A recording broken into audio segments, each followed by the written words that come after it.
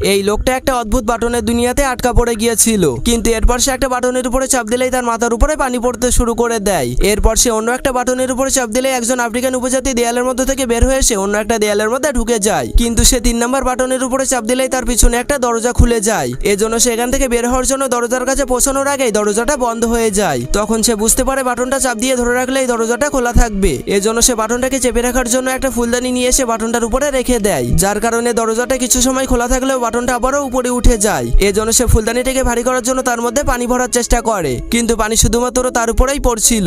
এজন্য সে ফুলদানির মধ্যে অনেকগুলো সুশি ভরতে শুরু করে দেয়, কিন্তু সে ফিরে আসার পর ভুলে গিয়েছিল কোন বাটনটা চাপ দিলে দরজা খুলবে। এজন্য সে ভুল করে একটা বাটনে চাপ দিলেই সেই আদিবাসী লোকটা দেয়ালের মধ্যে থেকে বের হয়ে এসে তার ফুলদানিটাকে ভেঙে ফেলে, যার কারণে সে অনেক রেগে গিয়ে সুশিগুলো দিয়ে বাটনটাকে চেপে রাখার চেষ্টা করলে বাটনটা আবারও উপরে উঠে আসে। এজন্য সে অনেক চেষ্টা করার পর বাটনটার উপরে চাপ দিয়ে একটা রশির সাহায্যে ঝুলে ঝুলে দরজাটার কাছে পৌঁছে যায়। কিন্তু সে ভিতরে যাওয়ার পর দেখতে পায় তার মধ্যে আরো একটা দরজা আছে যেটা তালাবদ্ধ ছিল, কিন্তু তখনই সেই দরজাটাও বন্ধ হয়ে যায়।